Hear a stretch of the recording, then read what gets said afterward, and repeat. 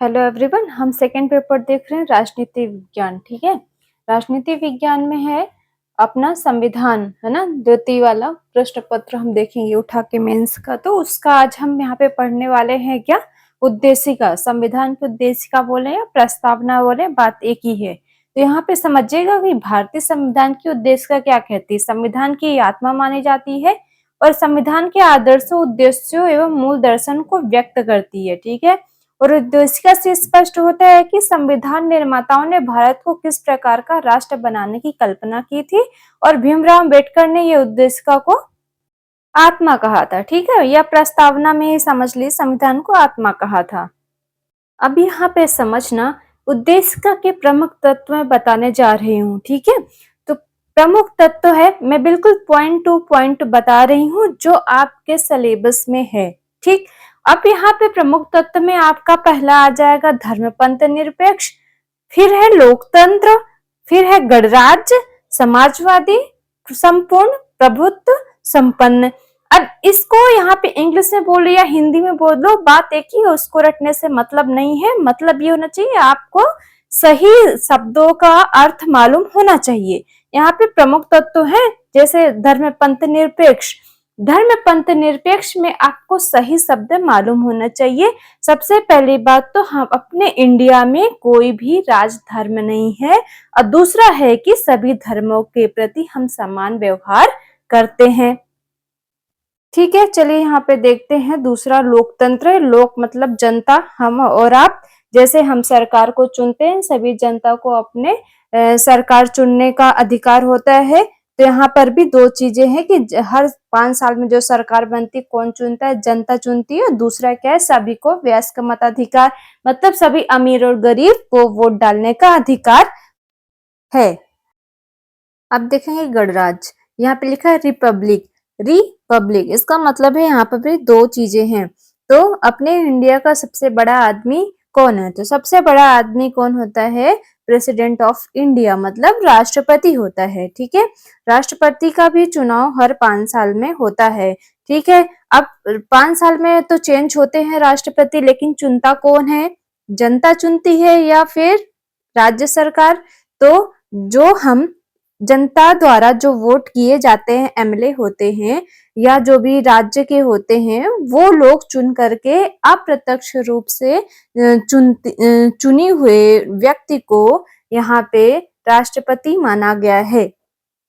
सीधी भाषा में बोलूं तो लोकतंत्र जो अपन ने पिछला पढ़ा, वहां पे जनता, हम और आप वोट दिए थे। और यहाँ पे जो हम पढ़ रहे हैं गणराज्य, तो यहाँ पे हम जिसको वोट दिए थे, एमएलए या एमपी जो बन चुके हैं, वो अप्रत्यक्ष रूप से अपने राष्ट्रपति का चुनाव करते हैं, मतलब राष्ट्रपति को चुनते हैं। अब राष्ट्रपति तभी चेंज होता है, इसका भी एक टाइम पीरियड होता है, ये 5 साल तक होते हैं। 5 साल के बाद राष्ट्रपति चेंज होता ही होता है, ये पैतृक नहीं होते हैं, इस बात का ध्यान रखिएगा। वंश वाइज कोई ऐसा पैतृक नहीं है कि इसके बाद इसका ही वंश आएगा राष्ट्रपति। इसमें कोई भी बन सकता है, अगला राष्ट्रपति कौन बनेगा ये किसी को नहीं पता होता है। अभी 2027 में मुर्मू का भी टाइम पीरियड खत्म हो जाएगा। तो यहाँ पे इतना ही बात समझिएगा कि राज्य का प्रमुख जनता, मतलब जो हमारे द्वारा राज्य में चुना गया एमएलए एमपी, उनके द्वारा अप्रत्यक्ष रूप से निर्वाचित होता है। पहला पॉइंट, मतलब राज्य का प्रमुख जनता द्वारा निर्वाचित होता है। सेकंड, भारत में राष्ट्रपति निर्वाचित राष्ट्र अध्यक्ष है। ठीक है, अब हम देखेंगे समाजवादी को। समाजवादी को पता मतलब क्या है कि समाजवाद क्या होता है। समाज का मतलब कि समाज के लिए अच्छे काम करना, समाज के लिए जो भी गवर्नमेंट स्कीम चलाती, योजनाएं चलाती, समाज के हित के लिए ऐसा काम करना। अब ये भी बताइए, जैसे एग्जांपल में आप ले लीजिए, गवर्नमेंट स्कूल हो गई, किसके लिए बनाया है, समाज के उत्थान के लिए। गवर्नमेंट अस्पताल हो गए, ठीक है, बैंक हो गए गवर्नमेंट, ये सब। अब एक चीज ध्यान रखिएगा, आपको मालूम ही होगा समाज कितने प्रकार में बट चुका है। अभी फिलहाल तो 3, कौन से, एक रिच आदमी होता है, एक मिडिल क्लास होता है, एक जो निम्न स्तर का होता है। तो क्या होता है कि आजकल देख रहे हैं रिच वाला फैमिली क्या करता है, सरकार द्वारा जो कार्य किया जा रहा है, जैसे स्कूल हो गई, बैंक हो गया, अस्पताल हो गया, उदाहरण के लिए बता रही हूँ। तो क्या करेगा रिच आदमी, क्या करे ना, गरीब गरीब समझ के ना सरकारी स्कूल में अपने बच्चों को भेजेगा, ठीक है। अस्पताल में क्या सोचेगा कि हम तो पैसे वाले हैं, वो पैसे देकर अपना काम करवा लेगा, ठीक है। अब क्या होता है, अब यहाँ पे मिडिल क्लास का करेगा, उसके बाद जो थोड़ा बहुत है कि चलो ठीक है प्राइवेट स्कूल में डाल दिया, ठीक है, और कुछ थोड़े बहुत पैसे देके या इधर उधर करके उसने अस्पताल में दिखा दिया, ठीक है। अब गरीब इंसान ही है ऐसा जो यहाँ पे समाज के लिए सोचा जाए तो गरीब ही इंसान है जो सरकारी स्कूल में उसके बच्चे पढ़ते, लेकिन व्यवस्था है उसको देखोगे तो कैसी हालत पड़ी हुई है। कहीं स्कूल में क्या नहीं है, वॉशरूम नहीं है, ठीक है, कई टीचर ही नहीं है, ठीक है, कुछ ना कुछ तो है कमी। अब यहाँ पे देखोगे कि बनाया गया है किसके लिए, हम सबके लिए ही बनाया गया है, लेकिन ये नियम के अनुसार है कि समाज कल्याण के लिए सरकार को वो लागू करना ही है, क्योंकि उनके उसमें है कि नहीं हम समाज के उत्थान के लिए कुछ ना कुछ अच्छे कार्य करेंगे। समाजवादी का यही मतलब है, समाज के उत्थान के लिए अच्छे कार्य करना, ठीक है। तो अच्छे के लिए सोचता है, लेकिन आजकल सब इधर उधर बढ़ चुका है क्योंकि स्थिति को देखते हुए, लेकिन सरकार के नियम में है कि उसको चलाना है, इसलिए वो चला रहा है। अभी व्यवस्थाएं कैसे, उस पर ध्यान मत दीजिए, उसके सूची में है, लिस्ट में है कि हमें ये कार्य करना है, तो मतलब करना है। यहाँ पे संपूर्ण प्रभुत्व संपन्न का मतलब है प्रभुत्व, मतलब प्रभुत्व मतलब कि हम अपने आप में संपन्न हो, ठीक है। तो यहाँ पे ये इसका मतलब है ये कि भारत आंतरिक और बाह्य रूप से पूर्णतः स्वतंत्र राष्ट्र है। अब हो चुका है, लेकिन पहले नहीं हुआ था। पहले क्या हुआ करता था कि अब उसके पास कोई भी नीति होती थी तो वो पहले ब्रिटेन से सलाह लेता था, जैसे रक्षा नीति का हो गया, विदेश नीति जो अब खुद हम स्वयं लेते हैं, लेकिन ये पहले शुरू में क्या था, ब्रिटेन से सलाह मांगता, ब्रिटेन कह दिया हाँ तो हाँ, नहीं तो नहीं। लेकिन यहाँ पे जब गांधी जी ने, आपने देखा होगा कि जब फर्स्ट वार हुआ था तो हमारा इंडिया का कोई प्लान नहीं था कि हम फर्स्ट वार लड़े। सेकेंड वॉर भी हुआ था तो उसमें भी हमारा प्लान नहीं था, लेकिन ब्रिटेन के लिए ही हम लड़े थे, क्योंकि गांधी जी द्वारा कहा गया था कि अगर हम लड़ाई लड़ते हैं तो हम ब्रिटेन के लिए, तो वो हमें स्वतंत्रता दे देगी। इसलिए हमारे उस समय का आप देखेंगे, ब्रिटेन के लिए, अंग्रेजों के लिए हमारे सैनिकों में भर्ती कराया गया था हमारे भारत के लोगों को, कि आप सैनिक बन के उनके लिए लड़ाई लड़ो तो शायद हो सकता है स्वतंत्रता मिल जाए।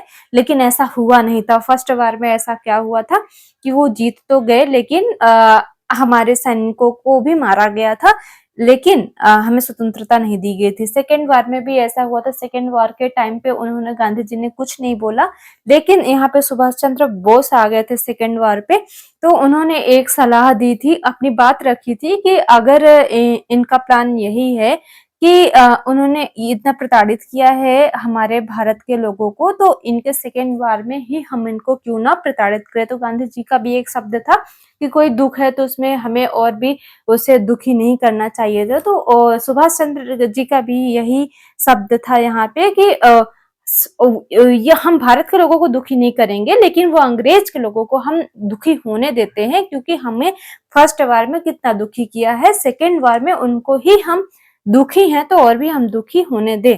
तो ऐसा इन दोनों के बीच मतभेद हुआ था।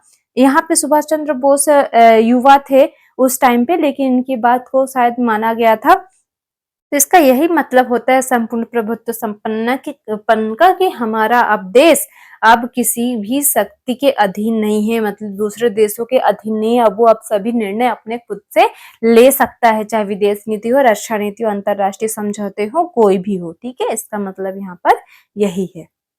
एक बार हम सब रिवीजन कर लेते हैं पॉइंट टू पॉइंट। क्या था, पंथ धर्म पंथ निरपेक्ष।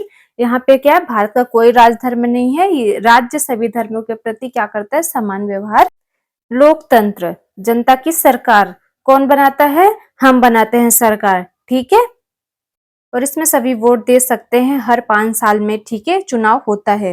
यहाँ पे भारत में सबसे बड़ा कौन है, तो राष्ट्रपति, ठीक है। इसका चुनता कौन है इन्हें, तो कौन चुनता है, एमएलए या एमपी, ठीक है। तो इसको कौन वोट देता है, तो अप्रत्यक्ष रूप से इसे वोट चुना जाता है, ठीक है। जैसे हमने वोट दिया एमपी एमएलए को, उनने हमारे द्वारा जो चुने गए एमएलए एमपी वो यहाँ पे राष्ट्रपति का निर्वाचित करते हैं, ठीक। समाजवाद मतलब समाज के कल्याण के लिए जो कार्य किए जाते हैं गवर्नमेंट के थ्रू, वही। जैसे एग्जाम्पल में गवर्नमेंट स्कूल, गवर्नमेंट अस्पताल, गवर्नमेंट बैंक, जो सभी सरकारी कार्य किए जाते हैं समाज के उत्थान के लिए। क्योंकि हमने एग्जाम्पल में समझा था अमीर और मिडिल क्लास तो कहीं से भी कर लेगा, लेकिन जो गरीब जनता के लिए है वो कहाँ जाएगा, ठीक है। तो उनके उत्थान के लिए कम से कम सरकारी स्कूल, बैंक, अस्पताल, इनकी सुविधाओं प्राप्त की गई है, ठीक है। लास्ट पॉइंट क्या है, संपूर्ण प्रभुत्व संपन्न। अब हमारा इंडिया इतना संपन्न हो चुका है कि खुद के निर्णय ले सकता है, सभी निर्णय अब भारत देश खुद लेता है, ठीक है। अब यहीं पे हमारा क्या हो गया, उद्देशिका समाप्त होती है, ठीक है। अगला वीडियो हम देखेंगे, नेक्स्ट टॉपिक नया रहेगा, यहाँ पे ये कंप्लीट होता है। जब तक चैनल को सब्सक्राइब कर लीजिए और रट्टा मारने की बजाय समझने की कोशिश कीजिए, आप जरूर, आपको याद होगा, ठीक है।